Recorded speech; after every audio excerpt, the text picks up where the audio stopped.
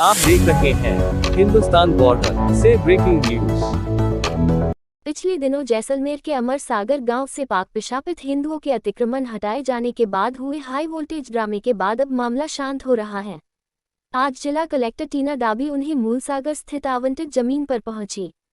टीना डाबी ने मौके पर पहुंचकर पाक विस्थापितों तथा उनकी महिलाओं से मिलकर उनकी पीड़ा जानी तथा उन्हें उनकी समस्याओं के समाधान का आश्वासन दिया। संभवतः भारत में पहली बार गैर नागरिकता वाले लोगों को आशियाने के लिए जमीन मिलने पर उन्होंने कलेक्टर टीना डाबी को धन्यवाद दिया। उनके साथ सीमांत लोक संगठन के अध्यक्ष हिंदू सिंह सोढ़ा भी मौजूद रहे। आपको बता दें कि 16 मई को अमर सागर गांव से पाक विस्थापितों के अतिक्रमण हटा दिए थे और फिर उन्होंने कलेक्टरेट के आगे धरना दे दिया था। मामले की तूल पकड़ने के बाद कलेक्टर टीना डाबी ने उन्हें 7 दिवस के अंदर अन्य जगह जमीन देने का आश्वासन दिया था। अपना वादा निभाते हुए टीना डाबी ने उन्हें मूलसागर में 40 बीघा जमीन आवंटित कर दी, जिसके बाद उनकी खुशी का ठिकाना नहीं है। क्या है कि अपन कहीं और बैठ जाते हैं तो वहाँ के कुछ लोग शिकायत कर सकते हैं, अपन गलत जमीन में बैठ सकते हैं। अभी जैसे वहाँ पे जो अपन ने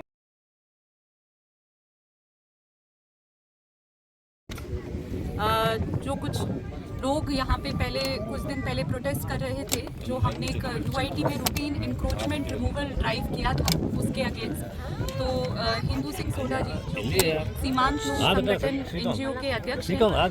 उनके द्वारा काफ़ी हमारे से संपर्क किया गया और डिमांड्स रखी गई थी, जिसमें से पहले तो प्रमुख डिमांड यही थी कि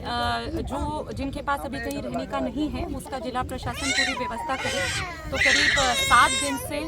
हमने उनके लिए खाने के लिए रहने के लिए पूरी व्यवस्था करी थी। उसका खर्चा भी पूरा हमने ही क्लियर किया था। और जो आगे की जो एक डिमांड थी कि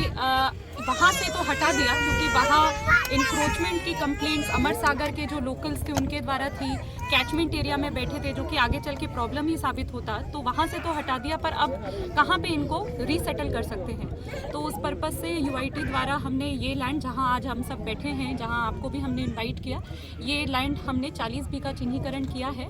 और अब ये लैंड एक्सक्लूसिवली इनके यूज़ के लिए ही उपयोग में ली जाएगी।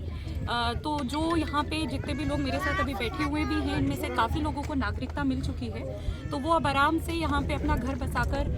पोजेशन ले सकते हैं और हमसे पट्टे ले सकते हैं। हमारी जो पॉलिसीज़ है गवर्नमेंट की, उसके हिसाब से यूडीएच की भी एक पॉलिसी अप्रूव्ड है, उसके अकॉर्डिंग भी हम अच्छे से इसको एक प्रॉपर कॉलोनी की तरह कैसे विकसित कर सकते हैं, उस पर भी हम अपनी एक्सरसाइज शुरू कर चुके हैं। और जिनके पास जो अभी बहुत रिसेंटली आए हैं उनके पास नागरिकता नहीं है,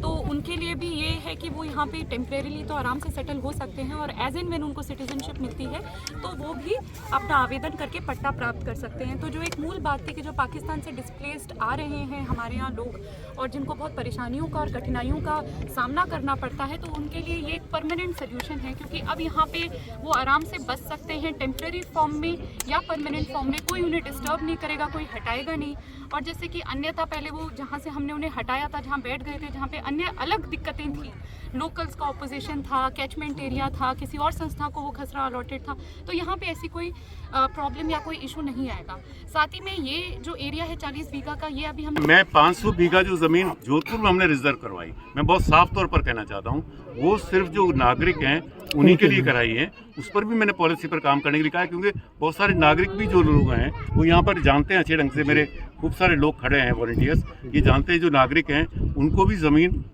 इम्प्लीमेंट, एक तो पॉलिसी बन गई, उसके इम्प्लीमेंटेशन का जो है वो अभी तक ठीक से इंश्योर नहीं हो पाया, एक बात। दूसरी बात जो आप अभी कर रहे थे कि जो पहला ये इनिशिएटिव हुआ है जिसमें गैर नागरिकों को एक पनाह मिली है, मैं ये कह रहा हूँ सच में, और ये पनाह